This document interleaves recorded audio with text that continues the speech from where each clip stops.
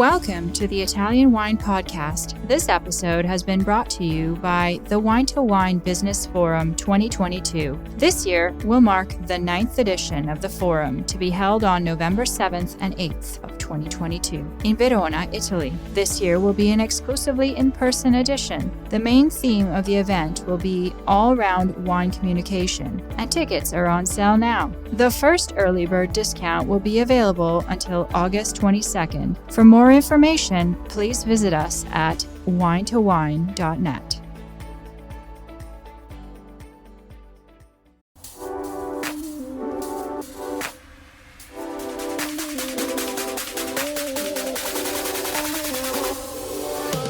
Welcome to another episode of On the Road Edition, hosted by Stevie Kim. Each week, she travels to incredible wine destinations, interviewing some of the Italian wine scene's most interesting personalities, talking about wines, the foods, as well as the incredible travel destinations. Hello, my name's Stevie Kim, and this is Mama Jumbo Shrimp On the Road Edition. We are here in Lugano area all day today, so we'll be going to a few of the wineries who are awardees of 5-star wines. Today, we're here with Mr. Zenato because he's also the president of the Consortium, which we will talk about in a little bit, Consortium of Lugano. But he's also a winemaker, and his winery is called Le Morette. Correct. Yes. Okay. So I just thought before we start talking about the consortium, we want to have a little taste of also his wines. Would you mind? Good. Okay. Thank so let's start. What shall we taste first? The first one we taste is Lugano Mandolara, Okay. which is our flagship wine, because this wine. This is your flagship yes, wine. This bottle represents, let's say, 2/3 of our Lugano bottles. Okay. So, I mean, this is the base where we start for every tasting, and the bottle that is most representing the winery all around the world. So let me put here.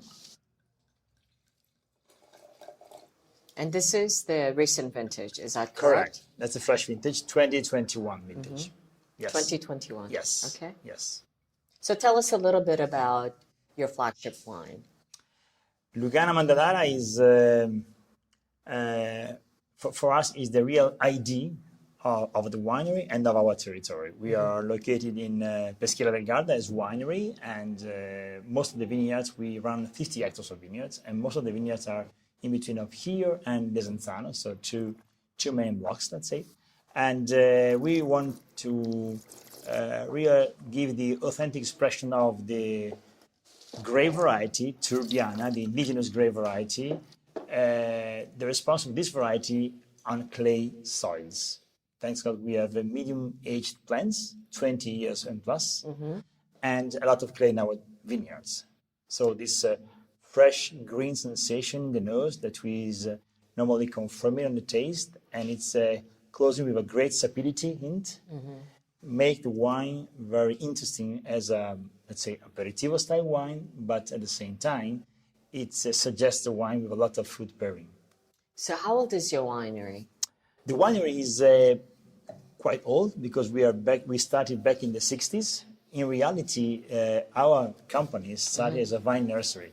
Oh, so right. We bring together vine nursery activity, so grafting vines, and wine production. So the winery was started by my grandfather on a very small dimension that was enlarged with my father, Fabio Zenato, which is still very important in the winery because he's the guy of the vineyard, let's say. He's every day in the vineyard, right? We are a traditional azienda agricola based on the family. And so you are related to the Zenato winery because you're obviously Zenato. Your name is Zenato. Of so course. how are you related? Our parents are cousins. So Oh, Of course, okay. there's a relative parental, of course, Right. but since the origin, we are separate because we were mostly vine nursery that grew as winery later, let's say, with my father that grew up, and then me and my brother Paolo, which are now on show, let's say, are developing the wine business in a quicker, let's say, relatively quicker speed. So is your nursery specialized in particular type of rootstock? The vine nursery, since ever, is of course specialized in the territory where we live. So the territory of Lake Garda and the close area of Verona and Brescia mostly. So from Soave, Valpolicella, Val d'Adige, Custozza to the Franciacorta area. And then of course, the production include also a lot of international grape varieties like, I mean, Chardonnay and all the And Pinot who are your clients? I mean, which type of producers? From locally mostly, or also nationally? So mostly are locally, also because, let me underline this, the vine nursery activity is kind of trust. You know, the vineyard is coming and ordering the plants for next year plantation, Right. and then waiting 3 years to get the first grape bunches. So in this long time, you need to grow a lot of trust in between of you and your clients. Yeah, of course. And this is something that is really characterizing our style. We want to plan, project the vineyard with our clients. So the vineyard is coming and asking for a specific direction of his vineyard, looking for a better expression in acidity or getting a more intensity in the red structure of the wine. And so from there, you start to plan the future of a vineyard and of a wine. That's our style, more custom fit, let's say. Right. So are there other nurseries around this area? There are some others in the Verona province, mostly in the eastern shore of Verona and in the eastern part of Veneto, close to the territory of Friuli Venezia Giulia, where there's the biggest, let's say, player. But our focus is specializing in indigenous varieties, Right. which is quite unique. Okay, very good. And you were a student of Attilio Scienza, right? Correct, yes. A lot of years ago, but of many course, years ago. in Milan, yes. I'm in seeing him Milan. tomorrow, so I'll say hello. Thank you. Please Okay. do this. All right, I'm ready for another wine. Would you like to? Yes. Next one will be our Lugana Benedictus, which is our cru Lugana. What is the production, by the way, of the? Of this? Yeah. Here we are around 350,000 bottles. Okay. Next one, Mandolara. Mandolara, yes. Next one is Benedictus, which is our cru Lugana. Who gives the name of the wines? Nice. Mandolara gets the name from a long line of almond trees, which surround, let's say, most of the vineyards. Yes. Okay. In this case, is the Latin name of San Benedetto, our little village. You know, this area was, let's say, firstly created by the Benedictine monks that were in the area. Okay. And my grandfather's winery was built in the area of the gardens of the Benedictine monks, very close to the church. Okay. So for that reason, we wanted to go back to the Latin name of the monks, let's say. So here we are with the 2019 vintage. And what is the difference between the two, besides the vintages, the two wines, the Benedictus and Mandolara? In this case, the Benedictus has a very different profile because single vineyard, very old, 46-year-old plants. So the vines are older here. Older, yes. And late harvest. So you pick them later. From here to here, we have 4 weeks. Oh. And 4 weeks for a white grape are so important in terms of switching the profile of the wine in a, let's say, more ripe sensation in the fruit. And of course, the skin sugar. color is getting much more golden reflections. And the final color in the glass is moving to this direction, gold. Then here we have, during the fermentation that runs with spontaneous yeast under thermical control, one portion of the wine is ending the fermentation in French oak tonneau. This gets to another direction in terms of texture of the wine and length of the wine. So when did you start producing this wine? I mean, with the using the wood. This Because traditionally it's not, you don't use wood for Lugana, right? Yeah, in fact, the majority of Lugana refers to the first one, right? Yeah, very clean, very direct. Fresh. The production of this wine goes back to the 1993, 1994 first vintages. So it's a very long story in the family, but still maintaining this very integrated style of the oak aging in the fruity style of the wine. And then it's normally stays minimum 9 months in bottle before to be released in the market. Very important to create and moderate the balance inside the sensation of the wine. Okay. And what about the production? Smaller? Yes, Yeah. of course. Here we are around 35,000 Yeah, bottles. much smaller. Yes, much Yeah. smaller. And what is the difference in terms of price points, like retail price? Retail price would be, let me say, here we are around 10, 10? and here we are around 15. Okay. 15, 16, let's say. Yeah. Are you enjoying this podcast? There is so much more high-quality wine content available from Mama Jumbo Shrimp. Check out our new wine study maps or books on Italian wine, including Italian Wine Unplugged and much, much more. Just visit our website, mamajumboshrimp.com. Now, back to the show. Okay. Alrighty. And when does it get released? Normally, the year after of the harvest. This is the current vintage? This is ending. Okay. We are now in the current vintage on 2020 Oh, okay. to September. Right. And the 2021 will be on show. Normally, it varies depending on the season of the harvest and on the evolution in bottle, let's say. Okay. So which one would you prefer? Do you prefer? Considering today a sunny, hot day, no discussion. Mandolana. Yeah. But because it's refreshing. But considering another situation of a nice dinner with risotto with funghi and so on, for sure the second one. He's getting hungry. Andrea's getting hungry. You said risotto con funghi. Okay. All right. I mean, the second one is much more a food pairing wine, Yeah, let's say. it's more in respect to fruit-driven. the first one, where Okay. the fresh and green sensation are dominant and getting this perfectly in this season, let's say. Okay. All right. I'm ready for the next wine. Yeah. What are we drinking next? Next wine is, as I love to say, more than a wine, it's a project because it's Lugana Riserva.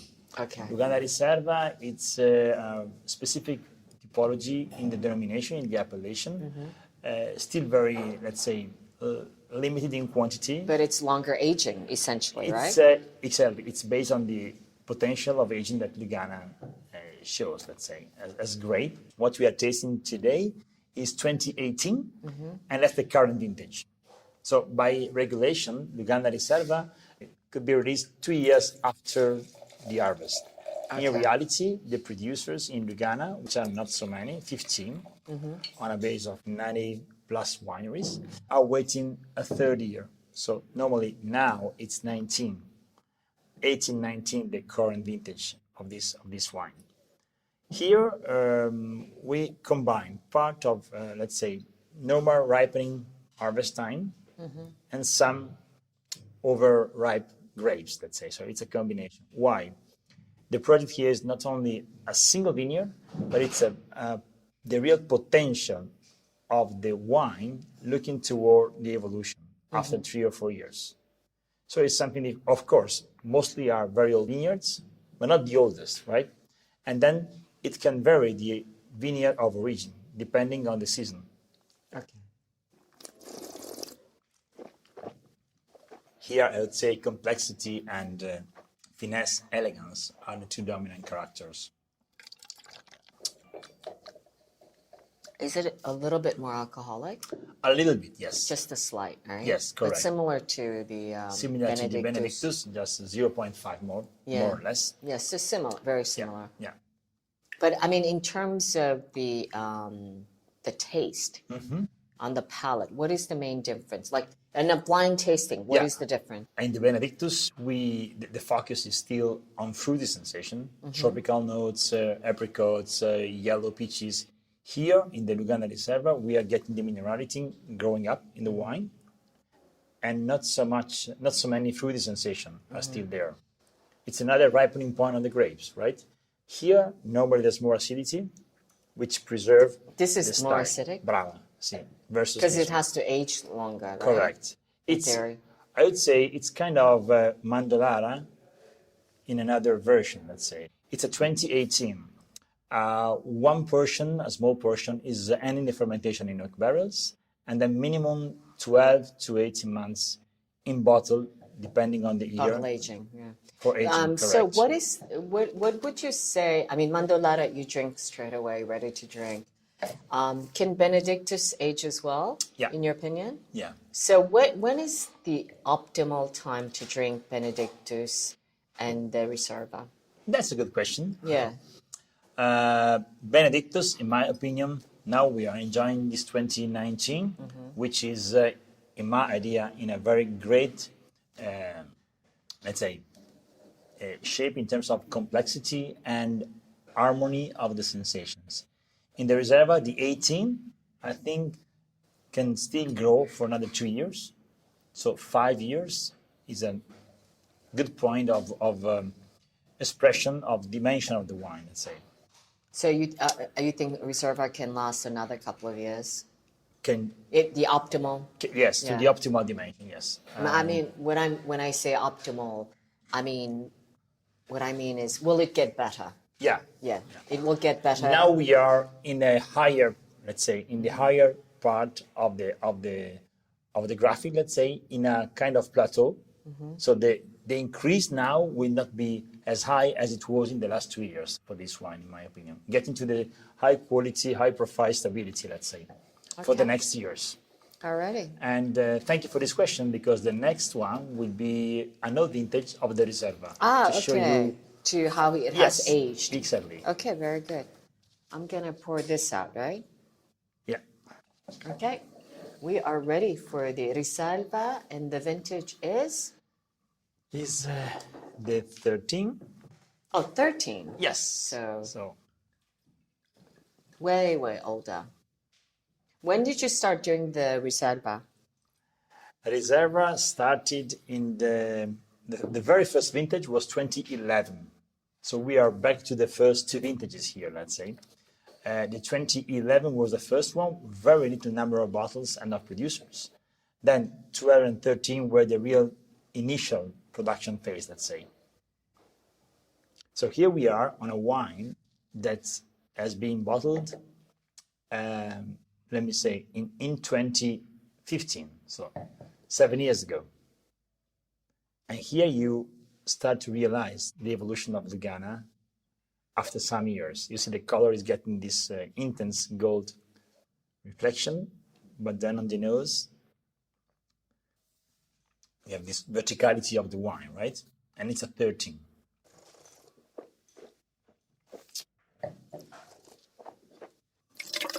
I need you to explain to our audience, when you say a wine is vertical, what do you mean by that?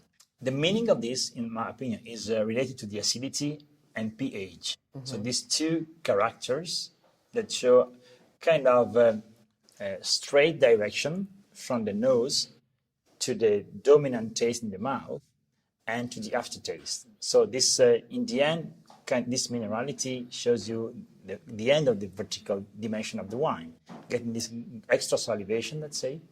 And in the central phase, the mouth tasting, you have, yes, kind of little fruits, but very limited, mostly dominated to this salivation and minerality sensation. I don't know, maybe it's cold, but it's like, I feel like this is more acidic, you know, even if it's older.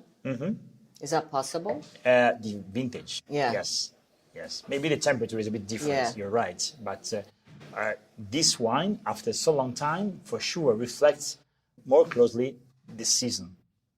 Okay. Respect Listen, so to this one, which how is- long can this last? How long can this, like, can you drink it? I will let you know in the next future. Let's say we still have some left bottles, and we have to taste them. You know, we are speaking about vintage number 2 Right. So of this appellation, this typology in the appellation. So still very young, but I think that you feel this freshness and this. I mean, We can switch from the 18 to the 13 very easily in the tasting. That's kind of. It's very interesting. Thank you. And, Thank you for that. Let me underline 2 notes. This idea starting from some producers tasting, let's say, the stainless steel version of the wine after some years. So it was not science, was experience and wanting to discover the potential of this variety in a long aging profile. Yeah, excellent. Thank you for sharing your old vintage library wine. Okay. Thank you for being here. Okay. Are we done with the wines? Yeah. Okay. I'd say Very not to good. So bore that's you too it.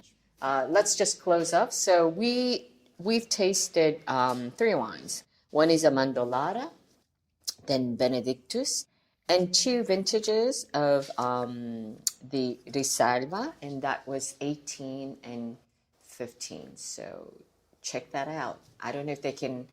Where can they find your wines? How can they find your wines, and where can they find your wines? Oh, we are present Online? in different markets, Right. online, on the website of the winery for sure. And then also in the market in Europe, we are well represented, and we are approaching United States. We are approaching some foreign markets, but of course, still a step-by-step process. What is in terms of percentage? Italy and export.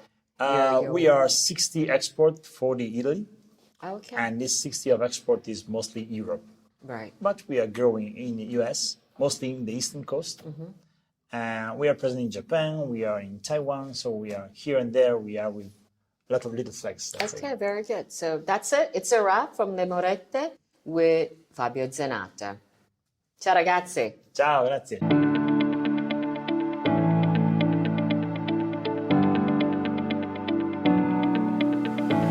We hope you enjoyed today's episode brought to you by the Wine to Wine Business Forum 2022. This year will mark the 9th edition of the forum, to be held on November 7th and 8th, 2022, in Verona, Italy. Remember, the first early bird discount on tickets will be available until August 22nd. For more information, please visit us at winetowine.net.